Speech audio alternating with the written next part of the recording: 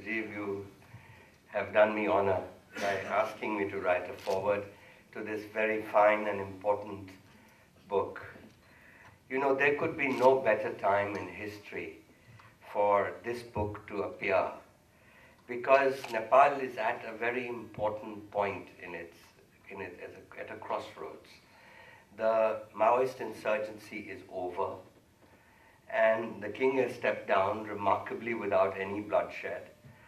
And the many parties, groups, interests have now come together to create a new constitution.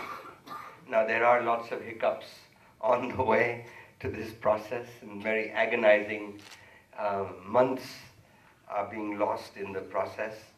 But the fact is that the founding fathers of Nepal will soon be making choices in the Constituent Assembly, which will decide Nepal's future. And they should read this book. I think this should be required reading for everybody who's going to be a member of that Constituent Assembly. And because what they will learn from this book really is how to make a poor nation rich. And what could be more important than that? To be able to wipe out poverty. I mean, this doesn't have to be there. And we know now, we've learned enough about what makes poverty work. And most importantly, what makes poverty. I just actually, today I've been reading an article by Martin Revalian and Gaurav Datta of the World Bank. And it's an important piece because it shows essentially that after 1991, India has actually done a tremendous job of reducing poverty.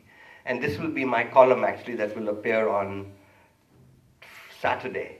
And I'll just tell you one fact which comes out very starkly because there's a lot of disinformation.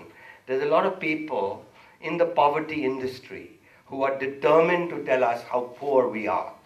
And they would lose their jobs if poverty was soon to disappear in India.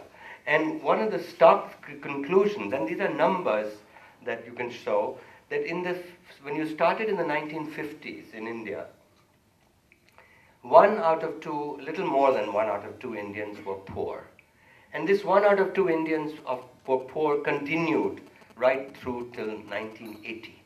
So for 3 decades, we made no difference to poverty.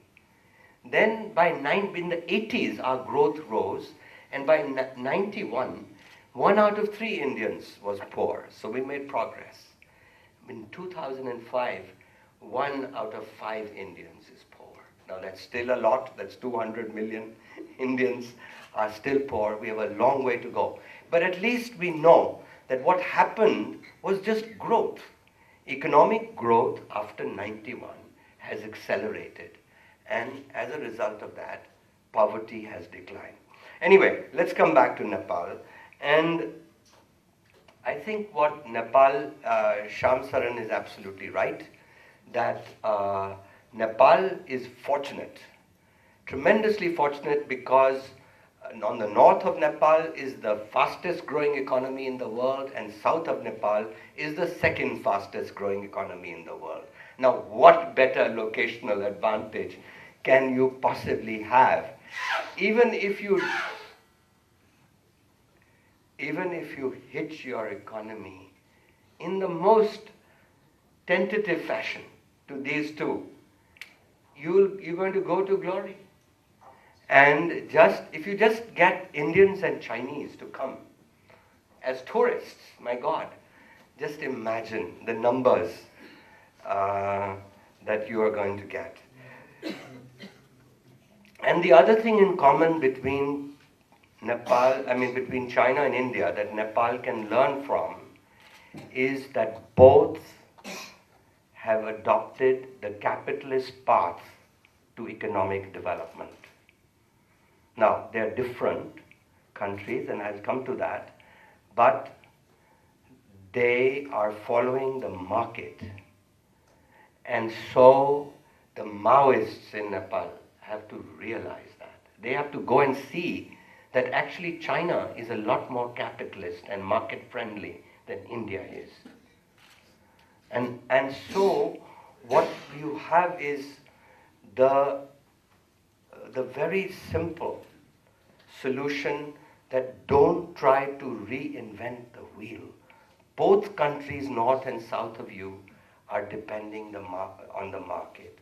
And let that be let that be a beacon. Now, as far as the difference, of course, is that India is a democracy, China is not. And I happen to believe that that's why China is growing at 10 and India is growing at 8. Democracy does slow us down. And this difference is not trivial, by the way. That 2 percentage points means 20 years they're ahead, and they will be ahead if they keep this path continues. Now, 20 years, if you're looking at a 3,000-year-old country, 20 years may not seem a lot. But 20 years is one whole generation that you can lift from poverty into prosperity. So it's not, and therefore, there are a lot of people who are tempted to say, well, let's follow the Chinese way. We don't need democracy. Democracy slows us down.